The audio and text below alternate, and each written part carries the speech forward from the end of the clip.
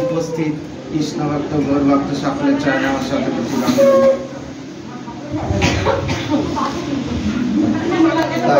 এখানে আজকে যে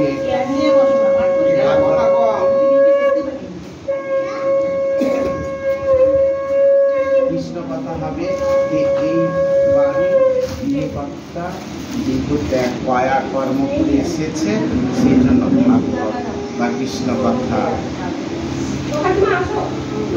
আনলে পরে তো বোধহয় ভালো হতো।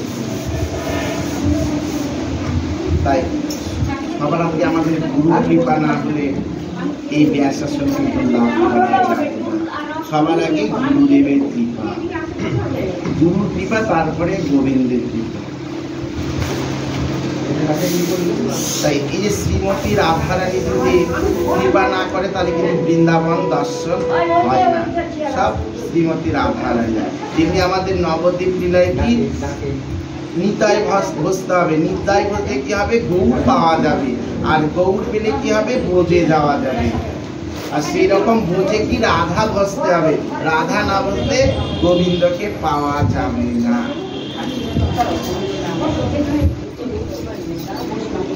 তাই এই যে যত মানে এই যে 6টা কাল গ্রীষ্ম বর্ষা শরৎ হেমন্ত শীত বসন্ত, তার মধ্যে এই বসন্ত কালটা হচ্ছে সর্বশ্রেষ্ঠ কাল।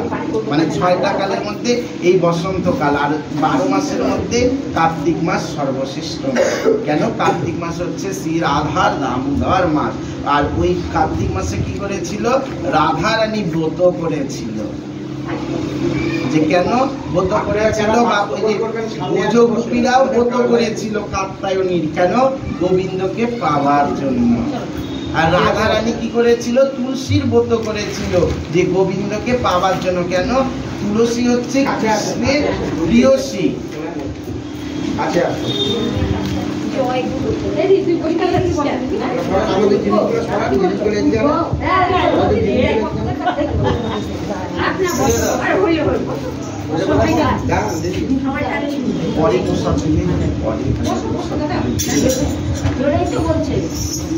রাধারানী তুলসীর ব্রত করেছিল। তাই গোবিন্দের প্রিয়সী হচ্ছে বৃন্দাজি। কেন? আমাদের যে তুলসী আরতিতে আছে নম নম তুলসী কৃষ্ণ প্রিয়সী। তাই এই যে তুলসীকে যদি আমরা সন্তুষ্ট করতে পারি তাহলে আমরা গোবিন্দকে লাভ করতে পারবো। ওই জন্য আমাদের সবার আগে কি করতে হয়? তুলসীকে জল দান করতে হয়, তুলসীকে পরিক্রমা করতে হয়, তুলসীকে সন্ধ্যা আরতি করতে হয়, তুলসীকে প্রণাম জানাতে হয়। কেন? কৃষ্ণের প্রিয়সী, তাকে যদি আমরা ভক্তি করতে পারি তাহলে আমাদের ভক্তি আসবে। ওই জন্য রাধারানী তুলসীর ব্রত করেছিল 6 মাস, কার্তিক মাস থেকে চৈত্র মাস। এই যেই মাস, এই কার্তিক মাসে মানে গোবিন্দকে পাওয়ার জন্য রাধারানী কি করেছিল? এক এক মাসে এক এক দ্রব্য দিয়ে বৃন্দাজিকে স্নান করেছিল। যেমন কার্তিক মাসে দুধ দিয়ে, অগ্রহায়ণ মাসে আখ মানে কুশারের রস দিয়ে, আর পৌষ মাসে দাক্ষা, দাক্ষা মানে আঙ্গুর ফলের রস, আর মাঘ মাসে আম। মাঘ মাসে তো আম পাওয়া যায় না, সেটা হচ্ছে 12 মাসের আমের রস দিয়ে। আর এই যে ফাল্গুন মাসে মিষ্টির রস, যে আমরা চিনিকে জাল দিয়ে যে মিষ্টি তৈরি করি, সেই মিষ্টিকে জলে ভিজিয়ে রেখে ওই রস দিয়ে স্নান করেছিল বৃন্দাজিকে। কেন? তুমি যদি কৃপা না করো আমি গোবিন্দকে লাভ করতে পারবো না। তারপরে এই যে এই চৈত্র মাস, চৈত্র মাসে পঞ্চামৃত, দধি দুগ্ধ ঘৃত মধু, এই 5টা দ্রব্য একত্রে মিশিয়ে বৃন্দাজিকে স্নান করিয়েছিল, যে আমি যেন গোবিন্দকে লাভ করতে পারি, তুমি কৃপা করো। তুমি কৃপা না করলে আমি গোবিন্দকে লাভ করতে পারবো না, তাই তুমি কৃপা করো। তাই আমাদের সবার ক্ষেত্রেই তাই আগে তুলসী আরতি প্রণাম, তুলসীকে জল দান করতে হবে, পরিক্রমা করতে হবে, তাহলে প্রেম ভক্তি উদয় হবে। কেন? ভক্তির দেবী হচ্ছে বৃন্দাজি। তাই এই যে আমাদের যে ভোজন আরতি বা এই যে সেবায় অভিলাষ মাঙ্গে সবার শেষে বলা হয় হে নরোত্তম দাস। তাই নরোত্তম দাস হচ্ছে রাজার পুত্র, সে তার পিতা জমিদার সে খেতড়ি গ্রামে বাংলাদেশে খেতড়ি গ্রামে পদ্মা নদীর পাড়ে। আর তার পিতা হচ্ছে কৃষ্ণায়ন দত্ত আর মা হচ্ছে নারায়ণী দেবী। তাই মহাপ্রভু আমাদের সবার আগে কোথায় দর্শন করতে হয়? রামবার দর্শন করতে পারি, তাহলে সকল তীর্থের ফল লাভ করতে পারবে। তারপরে গুরুশ্রীপাদ দর্শনের পরে কোথায় যেতে হবে? রামকে নিতে। কেন রামকে নিতে? মহাপ্রভু এসেছিল রূপ আর সনাতনকে উদ্ধার করবার জন্য। আর সেখানে এসে প্রভু চরণ রেখে গেছে, সেই চরণকে ভক্তরা দর্শন করবার জন্য যায়। সেই জ্যৈষ্ঠ মাসে সংক্রান্তি তিথিতে সেখানে অনুষ্ঠান হয়। তাই ওই রূপ আর সনাতনকে উদ্ধার করতে যাবার সময় পদ্মা নদী করেছিল। আর প্রভু যখন আসে তখন কিন্তু একাই আসে না, প্রভুর সঙ্গে তার পারিষদ বর্গেরাও আসে।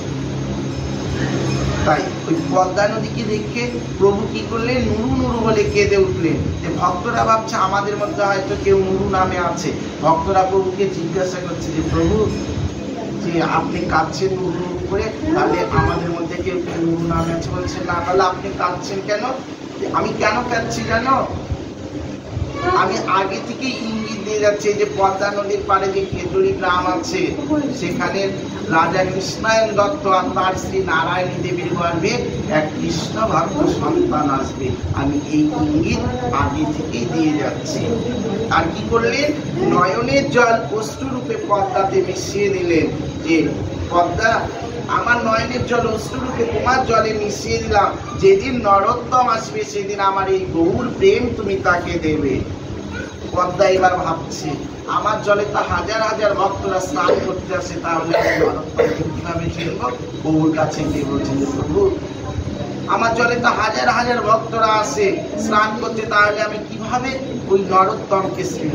বলছে তোমার চিন্তার কোনো কারণ নেই। যেদিন নরোত্তম আসবে সেদিন তোমার তরঙ্গ লাগবে। এই ইঙ্গিত দিয়ে প্রভু চলে গেলেন। আর কিছুদিনের মধ্যে নারায়ণী দেবী গর্ভবতী হলেন। 10 মাস 10 দিন পূর্ণ হয়ে গেল, একটা কৃষ্ণ ভক্ত সন্তান ভূমিষ্ঠ হলেন। আর যখন ভূমিষ্ঠ হলেন তার গায়ের বর্ণ হচ্ছে কৃষ্ণ, মানে কালো। এবার কি হয়েছে? আমাদের সবার ক্ষেত্রে সন্তান হওয়ার পরে কি করতে হয়? অন্নপ্রাশন করতে হয়। যে অন্নপ্রাশনের আয়োজন করেছে, যে আমিষ দ্রব্য আয়োজন করেছে। তাই এবার কি করেছে? নরোত্তমের মুখে অন্নপ্রাশন দিচ্ছে। এবার আমিষ দ্রব্যটা যেই দিচ্ছে সেই মুখটা ঘুরিয়ে নিচ্ছে, সে নিচ্ছে না। এবার কি করলেন? নরোত্তমের পিতা মানে রাজা কৃষ্ণায়ন দত্তের কুলদেবতা হচ্ছে রাধা মাধব। এবার দৈববাণী করছেন যে তুমি যে আমিষ দ্রব্য দিচ্ছ সেই দ্রব্য সে গ্রহণ করবে না। তোমার যে কুলদেবতা আছে রাধা মাধব, তার ভোগ লাগাও, ভোগ লাগিয়ে প্রসাদ দাও। এবার কি করলেন? রাজা কৃষ্ণায়ন দত্ত ওই রাধা মাধবের ভোগ লাগিয়ে সেই প্রসাদ যেই মুখে দিলেন, এবার মুখ ঘুরালেন না, সেই প্রসাদটা সে মুখে নিল। এবার অন্নপ্রাশন হয়ে গেল। এবার কি হয়েছে? বড় হয়েছে। এবার পাঠশালায় দিয়েছে, সেখানে আলোচনা হয়েছে কি? যে গৌর প্রেম সম্বন্ধে, যে আমাদের এই পদ্মাতে গৌর প্রেম আছে, পদ্মাতে গেলে গৌর প্রেম লাভ করা যায়। এবার যেই দিন নরোত্তম এই কথা শুনেছে সেই দিন থেকে পাগল হয়ে গেছে যে আমি গৌর প্রেম নেব, আমি গৌর প্রেম নেব। যে রাজার সন্তান একা তো পাঠাতে পারে না, তাই কি করেছেন? সঙ্গে তার প্রহরীদেরকে পাঠিয়েছেন। এইবার মহাপ্রভু তো আগেই পদ্মাকে বলেছে যেদিন নরোত্তম আসবে সেদিন তোমার তরঙ্গ বাড়িবে। যেই নরোত্তমকে পদ্মার জলে পা দিয়েছে, পদ্মার উথাল পাতাল ঢেউ উঠে গেছে। নিতাই গৌর হরি হরি।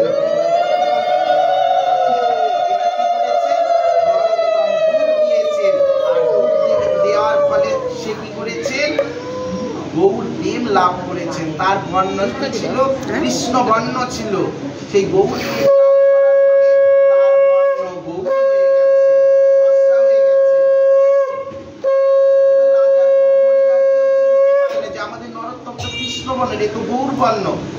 নরোত্তম তখন বলছেন আমি নরোত্তম, আমি গৌর প্রেম লাভ করেছি, তাই আমার বর্ণ হয়েছে গৌর। এবার কি করলেন? গৃহে গেলেন। গৃহে যেই গেলেন পিতামাতারা দেখে অবাক হয়ে গেল যে কি আমার এই সন্তানকে তো আর ঘরে রাখার না, আর ঘরে রাখার না। এবার কি করলেন? কাউকে কিছু না বলে চুপি চুপি বৃন্দাবনের উদ্দেশ্যে রওনা করলেন যে আমি বৃন্দাবনে যাব। বাংলাদেশ থেকে বৃন্দাবন কিন্তু অনেক কোষ হেঁটে যেতে হবে।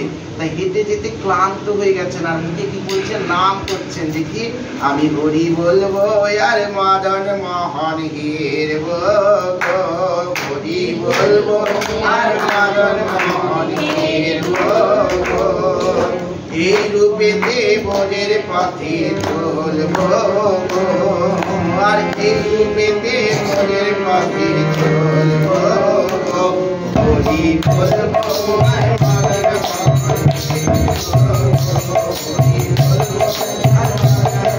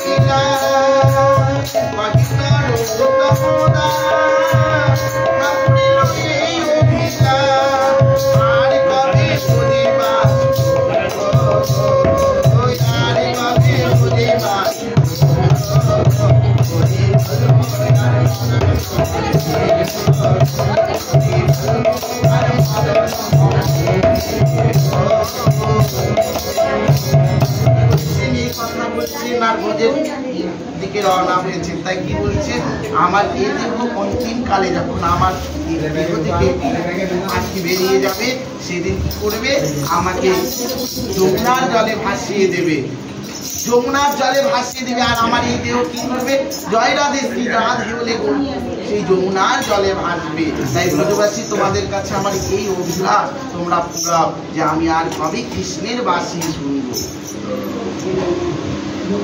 তাই এবার কি করেছেন, নরোত্তম তো হেঁটে চলেছেন, বাংলাদেশ থেকে বৃন্দাবনে হেঁটে যাচ্ছেন, খুব ক্ষুধা পেয়েছেন।